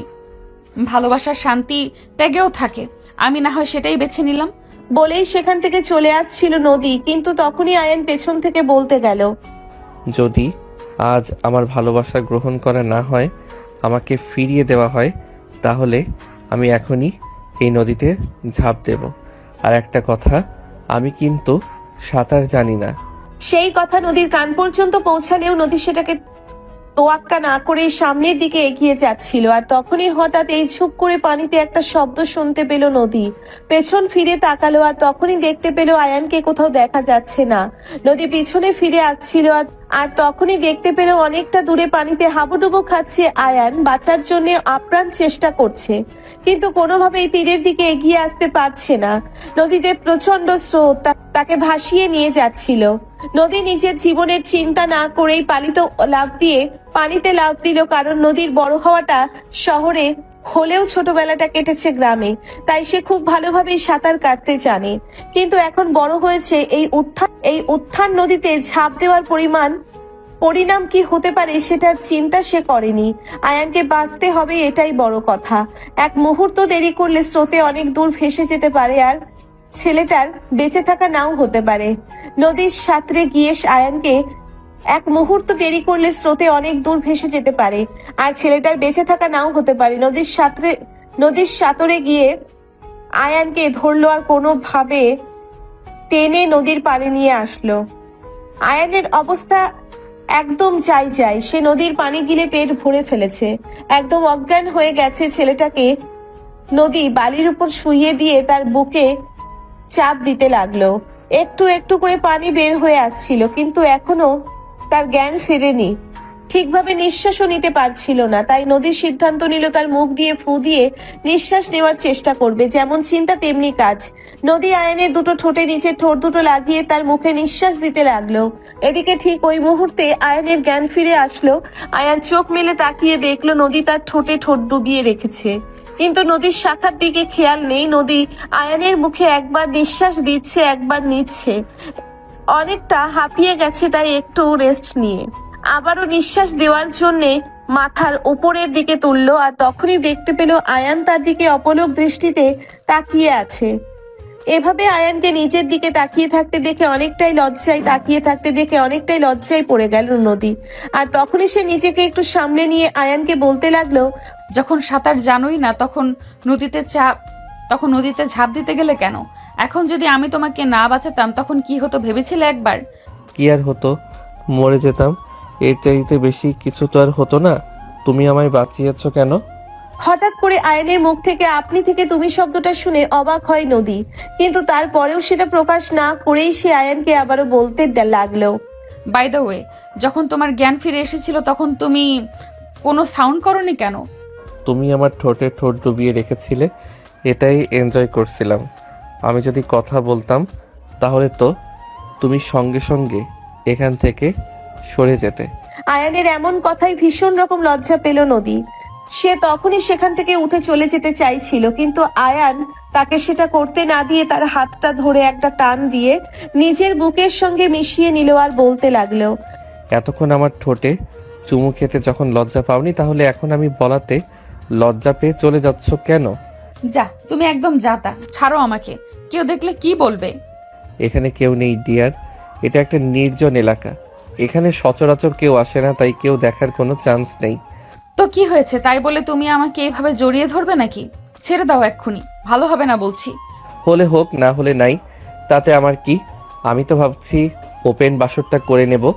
বলেই দুইটির চোখে নদীর দিকে তাকালো আয়ান। নদী সেটা বুঝতে পেরেই একটা ধাক্কা দিয়ে আয়ানকে সরিয়ে দিয়ে উঠে দাঁড়ালো আর বলতে লাগলো, দেখো, তুমি আমার একটু কাছে এসো না, যেখান থেকে ফিরে যেতে তোমার অনেক বেশি কষ্ট হবে। আমি তোমাকে আমার এতটাই কাছে আনতে চাই যতটা কাছে আনলে তুমি আমাকে ছেড়ে যাওয়ার চিন্তা কখনোই করবে না। কিন্তু কোনো কিন্তু নয়, এই সব কিছু নিয়ে তোমাকে কিছুই ভাবতে হবে না। যা করার আমিই করব। বাবাকে যেভাবে ম্যানেজ করতে হয় আমি করব। তুমি শুধু তোমার ফ্যামিলিকে ম্যানেজ করে নিও, তাহলেই হবে। এই বলে আয়ান উঠে দাঁড়ালো আর তারপর নদীর হাত ধরে গাড়িতে এসে বসলো। এদিকে আয়ান বাসায় এসে তার আম্মুকে বলতে লাগলো তার আব্বু কখন আসবে। তখন তার আম্মু বলতে লাগে তার আব্বুর আসতে রাত হবে, 8টা কি 10টা বাজতে পারে। আয়ান আর কোনো কথা না বলে নিজের রুমে চলে গেল। তারপর ফ্রেশ হয়ে এসে দুপুরের খাবারটা খেয়ে নিল। খাওয়া দাওয়া শেষ হলে নিজের রুমে গিয়ে অনেকক্ষণ সময় বিশ্রাম নিয়ে আর তারপরে অনেকক্ষণ মোবাইলটা হাতে নিয়ে গেল বন্ধুদের সঙ্গে জন্য। সারা বিকেল সন্ধ্যা পেরিয়ে রাত হতে মোটামুটি 8টার মতো বাজে। সে ড্রয়িং রুমে বসে তার বাবার জন্য অপেক্ষা করতে লাগলো। ব্যাপারটা তার আম্মুকে ভীষণ রকম অবাক করলো, কারণ আয়ান কখনোই এভাবে কারোর জন্য অপেক্ষা করে না। আয়ানের আম্মু বেশ কয়েকবার আয়ানকে জিজ্ঞাসা করছিল কি হয়েছে, কিন্তু আয়ান তার আম্মুকে কোনো কিছুই বলল না। তার আম্মুকে সে বলল তার আব্বুর সঙ্গে তার কিছু একটা দরকার আছে আর জরুরি ব্যাপারে কথা বলতে চায়। তাই তার আম্মুও তাকে এ ব্যাপারে আর কিছু জিজ্ঞেস করলো না, কারণ তিনি খুব ভালো করেই জানেন এই ছেলেকে জোরাজুরি করে কিছু স্বীকার করানো যাবে না। তার চাইতে অপেক্ষা করাটাই ভালো। রাত 9:30 বাজে। রাত 9টার বেশি বাজে আয়ানের বাবা বাড়ি ফিরে আসেন। এসেই তিনি ড্রয়িং রুমে দেখে তিনি ভীষণ রকম অবাক, কারণ তিনি কখনোই এই সময় বাসায় এসে আয়ানকে ড্রয়িং রুমে দেখতে পান না। আয়ানের আম্মুকে তিনি এক মগ কফি বানিয়ে নিয়ে আসতে বলেন। আয়ানের আম্মু কফি বানিয়ে আয়ানের বাবার পাশে এসে বসেন আর তারপরে আয়ানকে বলতে থাকেন আয়ান তার বাবার সঙ্গে কি কথা বলবে সেটা বলার জন্য। এদিকে আয়ানও তৎপর হয়ে আছে সে কতক্ষণে তার বাবার সঙ্গে কথা বলবে। তাই আয়ান বলতে লাগলো, দেখো বাবা, আমি যে বলি তোমার কাছে চেয়ে পাইনি এমন কিছুই নেই। ইনফ্যাক্ট তোমার কাছে আমাকে কখনো কিছু চাইতেও হয়নি। তুমি আমার প্রয়োজন বুঝে নিজেই আমার সামনে হাজির করেছো। তাই সেই ভরসার জায়গা থেকে তোমাকে একটা কথা বলতে চাই। আমার ছেলে আমার কাছে চেয়ে পাবে না, এমনটা তো কখনোই হতে পারে না। বলো বাবা, তুমি কি চাও? আয়ান তখন বেশ কিছুক্ষণ চুপ করে রইল আর তারপরেই মনে সাহস সঞ্চার করে নদীর কথাটা বলল। আয়ানের বাবা এমন কিছু কখনোই আশা করেননি। নিজের ছেলের কাছ থেকে এই বয়সেই এই কথা শুনতে হবে এটা ওনার কল্পনাতেও ছিল না, কিন্তু যেহেতু একমাত্র ছেলে তাই তার বিষয়টা একটু ভেবে দেখতেই হবে। তাই তিনি ছেলের কাছে মেয়েটার ব্যাপারে জিজ্ঞাসা করেন। তখন আয়ান তার বাবার কাছে নদীর পরিচয় দিল। তিনি কিছুক্ষণ চুপ করে থেকে কিছু একটা চিন্তা করলেন আর তারপর আয়ানকে বলতে লাগলেন, আচ্ছা ঠিক আছে, আমি তার বাবার সঙ্গে কথা বলবো, তারপর তোমাকে জানাবো। আয়ান এই কথাটা শুনে ভীষণ রকম খুশি হয় আর খুশিতে লাফাতে লাফাতে নিজের রুমে চলে গেল। কিন্তু আয়ানের আম্মু বিষয়টাকে সহজভাবে হজম করতে পারলেন না, কারণ তিনি খুব ভালো করেই বুঝতে পারছেন ওনার স্বামী মুখে যেটা বলছেন কাজে কখনোই সেটা করবেন না। যদি মেয়ের বাবা রাজি থাকে তবুও তিনি এই প্রস্তাবে রাজি হবেন না, কিন্তু তিনি সেটা প্রকাশ করলেন না, নিজের মনের মধ্যেই রেখে দিলেন। এদিকে পরের দিন বিকালবেলা আয়ানের বাবা নিজের অফিসের কাজ সামলে নিয়ে নদীর বাবার অফিসে চলে গেলেন। নদীর বাবা তখন নিজের অফিসে বসে কাজ করছিলেন। আয়ানের বাবাকে দেখে তিনি উঠে সালাম প্রদর্শন করে কৌশল বিনিময় করেন আর বলতে থাকেন, এই যা, গরিবের বাড়িতে হাতির পা পড়ল বুঝি। হ্যাঁ, হাতিটাকে যখন টাকা ছাড়াই কিনে নিতে চাইছেন তখন এটা তো হবেই। আয়ানের বাবার এমন কথায় ভীষণ রকম অবাক হন নদীর বাবা। তিনি বুঝতেই পারেন না আয়ানের বাবা এমন কথা কেন বলছেন। তাই তিনি নদীর বাবাকে বলতে থাকেন, মানে আপনি কি বলছেন আমি তো কিছুই বুঝতে পারলাম না। কি হয়েছে আমাকে একটু খুলে বলবেন প্লিজ? আপনি ধক্ক শিকারী, কিন্তু ভুল জায়গায় আপনি স্বীকার করতে নেমেছেন। আমি সত্যিই বুঝতে পারছি না আপনি কি বলতে চাইছেন। আপনি প্লিজ আমাকে একটু ব্যাপারটা খুলে বলুন। এই কথা শুনে আয়ানের বাবা নদীর বাবাকে বলতে থাকে আয়ানের পিছনে নাকি নদীর বাবা নদীকে লেলিয়ে দিয়েছে। ওনার বিশাল সম্পত্তি দেখে লোভ সামলাতে পারেনি, তাই নিজের মেয়েকে দিয়ে এসব সম্পত্তি হস্তগত করতে চাইছে। কথাটা শুনে আকাশ থেকে পড়ল নদীর বাবা, যিনি তো ভুল করে কখনো এরকম চিন্তা ভাবনাও করেননি। তিনি তো শুনেছিলেন মেয়ে কাউকে পছন্দ করে, কিন্তু এরকম কিছু যদি তিনি শোনেনি বা জানেনও না, কিংবা সেই ছেলেটা যে আয়ান এটাও তিনি জানতেন না। তাই তিনি আয়ানের বাবাকে বলতে লাগলেন, দেখুন, আপনি আমাকে ভুল ভাবছেন, এরকম কিছুই না। আমি আমার মেয়েকে বুঝিয়ে বলবো। ব্যাপারটা যেন এরকমই হয়। আর হ্যাঁ, আমার ছেলে যেন এ ব্যাপারে কোনো কিছু জানতে না পারে। যদি আমার ছেলের সঙ্গে এই ব্যাপার নিয়ে আমার কোনো মনোমালিন্য হয় তাহলে কিন্তু এর পরিণাম ভালো হবে না, বলে দিলাম। এই বলে সেখানে আর এক মুহূর্ত দেরি না করে আয়ানের বাবা নদীর বাবার অফিস থেকে বের হয়ে চলে আসলেন। এদিকে নদীর বাবা সেদিন অফিস থেকে এসেই নদীর রুমে চলে গেলেন। নদী তখন পড়ার টেবিলে বসে বইয়ের পাতা উল্টাচ্ছিল। নদী তার রুমে কারো উপস্থিতি বুঝতে পেরে পেছন ফিরে তাকায় আর তখনই দেখতে পায় সেখানে তার বাবা দাঁড়িয়ে আছে। নদী উঠে দাঁড়ায় আর তার বাবাকে বলতে থাকে, কি ব্যাপার বাবা, কিছু বলবে নাকি? নদীর বাবা তখন কান্না করে দেন। নদী তখন তার বাবাকে জিজ্ঞাসা করতে থাকে কি হয়েছে। তার বাবা বেশ কিছুক্ষণ চুপ করে থাকে, সবকিছু খুলে বলেন। কিছুই ভেবে পাচ্ছে না। সে তার বাবাকে জড়িয়ে ধরে নিজেও কান্না করে দিল।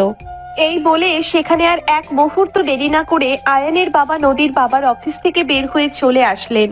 এদিকে নদীর বাবা সেদিন অফিস থেকে এসেই নদীর রুমে চলে গেলেন। নদী তখন পড়ার টেবিলে বসে বইয়ের পাতা উল্টাচ্ছিল। নদী তার রুমে কারো উপস্থিতি বুঝতে পেরে পেছন ফিরে তাকায়, আর তখনই দেখতে পায় সেখানে তার বাবা দাঁড়িয়ে আছে। নদী উঠে দাঁড়ায় আর তার বাবাকে বলতে থাকে। নদীর বাবা তখন কান্না করে দেন। নদী তখন তার বাবাকে জিজ্ঞাসা করতে থাকে কি হয়েছে। তার বাবা বেশ কিছুক্ষণ চুপ করে থাকে, সবকিছু খুলে বলেন। নদী একদম স্পিকলেস হয়ে গেছে, যেন কথা বলার ভাষা হারিয়ে ফেলেছে। সে কি বলবে কিছুই ভেবে পাচ্ছে না। সে তার বাবাকে জড়িয়ে ধরে নিজেও কান্না করে দিল। আর তারপর সে তার বাবাকে বলতে লাগলো কোনো চিন্তা না করতে, সে এই পথ থেকে সরে আসবে আর কখনো এই ব্যাপার নিয়ে তার বাবাকে কোনো কথা শুনতে হবে না। যেমন বলা তেমনি কাজ। পরের দিন সকালবেলা ভার্সিটিতে এসেই নদী অপেক্ষা করতে লাগলো কখন আয়ান ভার্সিটিতে আসবে। তাকে বেশিক্ষণ সময় অপেক্ষা করতে হলো না। আয়ান একটু তাড়াতাড়ি ভার্সিটিতে চলে আসলো। আয়ান ভার্সিটিতে এসে সে নিজেই নদীর কাছে চলে গেল আর বলতে লাগলো, দেখলে তো, তোমাকে বলেছিলাম না আমি আমার বাবার কাছে চাইলে তিনি কখনোই না করবেন না। কথাটা শুনে নদীর খুশি হওয়ার আশা করেছিল আয়ান, কিন্তু নদী সেখানে খুশি না হয়ে একটা দীর্ঘ নিঃশ্বাস ফেলে আয়ানকে বলতে লাগলো, এরকম কিছুই হবে না। আয়ান প্লিজ, তুমি আমাকে ভুলে যাও। আমি এই ব্যাপার নিয়ে আর কোনো কথা বলতে চাই না, কারণ আমি আমার বাবাকে কখনোই অসম্মান হতে দেখতে চাই না। মানে তুমি কি বলছো আমি তো কিছুই বুঝতে পারছি না। যেখানে আমাদের একটা ভালোবাসার সম্পর্ক পূর্ণতা পেতে চলেছে, সেখানে তোমার বাবাকে অপমানিত কেন হতে হবে? আমি তো সেটাই বুঝতে পারছি না।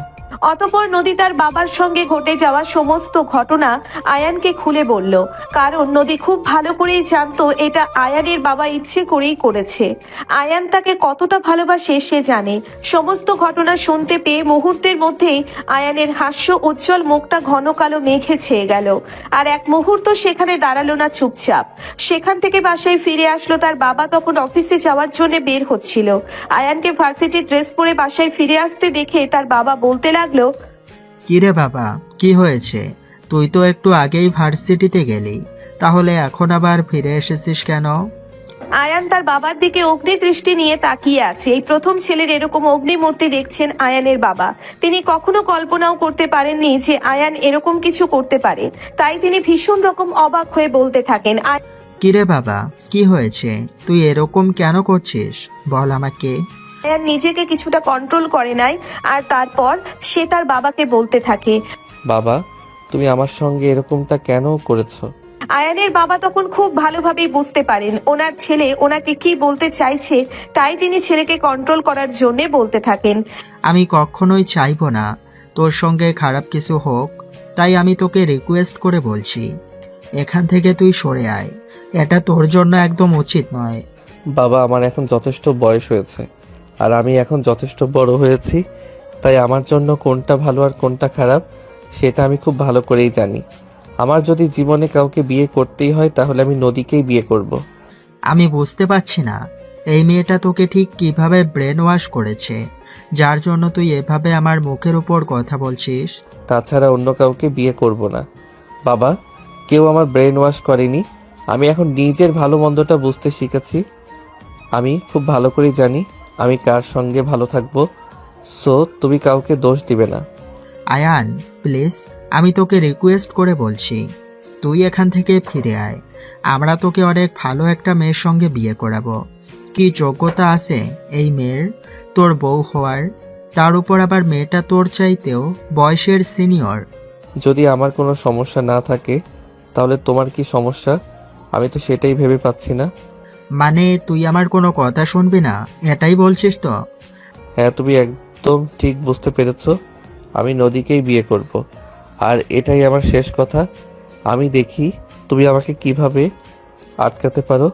এই বলে আয়ান তখন আর এক মুহূর্ত দেরি না করে বাসা থেকে বের হয়ে চলে গেল সোজা ভার্সিটিতে। নদী তখন ক্লাসরুমে ছিল, টিচার তার ক্লাস নিচ্ছিল। এই মুহূর্তে আয়ান সেখানে উপস্থিত হলো আর ক্লাসের দরজার সামনে দাঁড়িয়ে টিচারকে উদ্দেশ্য করে নদীকে একটু বাইরে আসতে দিতে বলে টিচার তখন নদীকে বাইরে আসতে দেয়। নদীও তখন আয়ানের সামনে এসে দাঁড়ায় আর বলতে থাকে, কি ব্যাপার, কি হয়েছে? তুমি এখন আবার এখানে কেন এসেছো? আয়ান তখন কোনো কথা না বলেই নদীর হাত ধরে টানতে টানতে ভার্সিটির গেটের সামনে নিয়ে আসে। তারপর নদীকে গাড়িতে উঠিয়ে গাড়ি স্টার্ট করে নদী কিছুই বুঝতে পারছে না কি হচ্ছে, কোন কথা বলছে না, চুপচাপ শুধু আয়ানের কর্মকাণ্ড দেখেই চলেছে। আয়ানের দুই চোখ দিয়ে রাগে যেন আগুন ঝরছে, তাই নদী কোনো কথা বলার সাহসও পাচ্ছে না। চুপচাপ গাড়িতে বসে আছে আয়ান। গাড়িটা এনে একটা কাজী অফিসের সামনে দাঁড় করালো। নদীর বুঝতে বাকি রইল না কি হতে চলেছে। তারপরেও সে নিজেকে যথেষ্ট শান্ত রাখার চেষ্টা করে আয়ান নদীকে নিয়ে কাজী অফিসের ভিতরে প্রবেশ করলো। কাজীকে ফোন দিয়েছে, আগে থেকে সবকিছু বলে রেখেছিল। কাজী সাহেবও তার কথা অনুযায়ী সবকিছু লিখে রেখেছিল। আয়ান নদীকে নিয়ে কাজী অফিসের ভিতরে প্রবেশ করেই কাজীকে বলতে লাগলো, সবকিছু ঠিকঠাক আছে তো কাজী সাহেব? একদম, আপনি আমাকে যেভাবে বলছেন আমি ঠিক সেইভাবেই সবকিছু ঠিকঠাক করে রেখেছি। এখন দুজনেই সিগন্যাল দিলে হয়ে যাবে। তখনই আয়ান নদীকে দেখিয়ে বলতে থাকে, পাত্রীকে কোথায় সিগনেচার করতে হবে সেটা দেখিয়ে দিন। কাজী সাহেব রেজিস্টারে কোথায় নদীকে সাইন করতে হবে সেটা দেখিয়ে দিল আর রেজিস্টারটা নদীর দিকে এগিয়ে দিল। নদী আয়ানের দিকে অবাক দৃষ্টিতে তাকিয়ে আছে। আয়ান তখন নদীর দিকে তাকিয়ে বলল, আমার দিকে তাকিয়ে থাকার মতো কিছুই হয়নি। এখানে আগে সাইন করো, তারপর যা বলার বলবে। কিন্তু আয়ান, আমি কোনো কিন্তু শুনতে চাইছি না। আমি শুধু বলেছি এখানে একটা সাইন করতে, তুমি সাইন করবে কি করবে না সেটা বলো। তুমি এইভাবে রেগে যাচ্ছ কেন? আমি কখন বলেছি সাইন করব না? আমি তো অবশ্যই সাইন করব। তাহলে সাইনটা করো।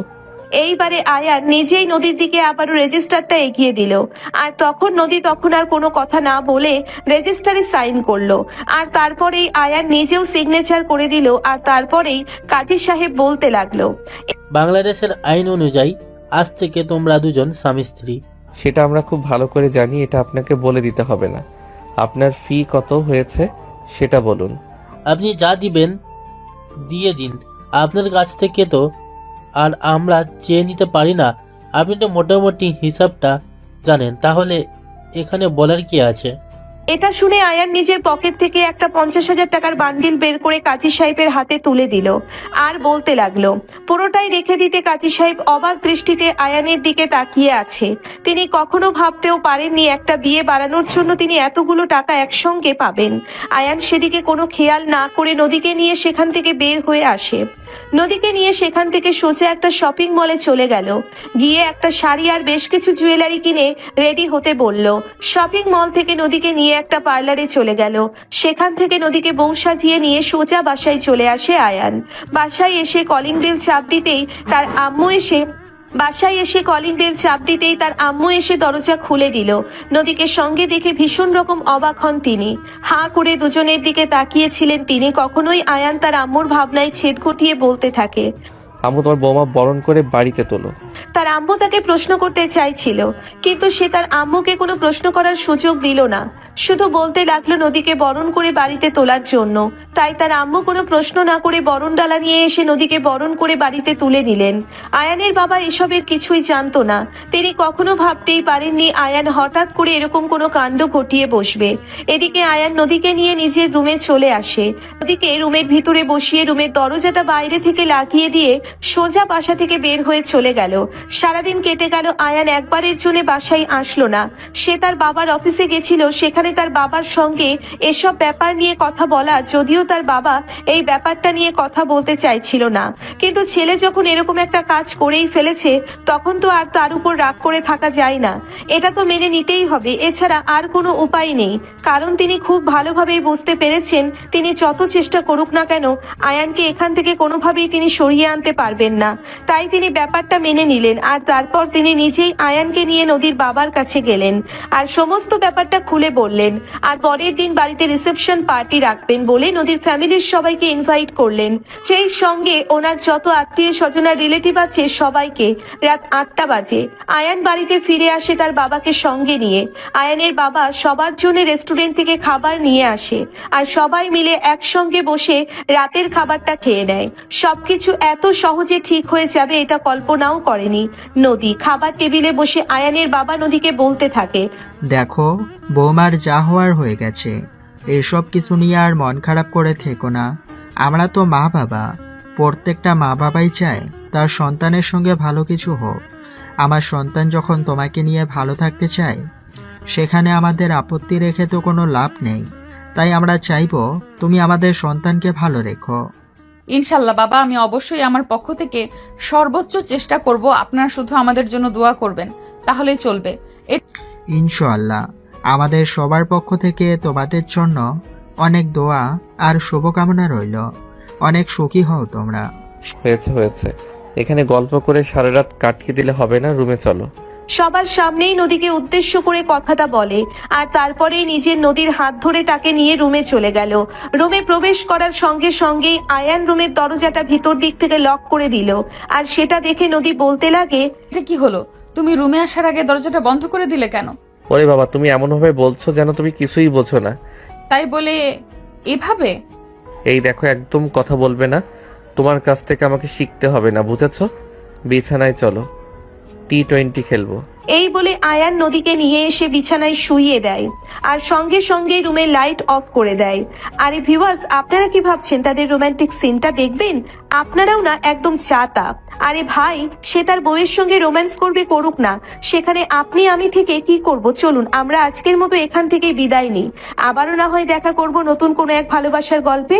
সে পর্যন্ত সবাই ভালো থাকুন, সুস্থ থাকুন আর আমাদের গল্পটি ভালো লাগলে চ্যানেলটিকে সাবস্ক্রাইব করে পাশেই থাকুন। আল্লাহ হাফেজ।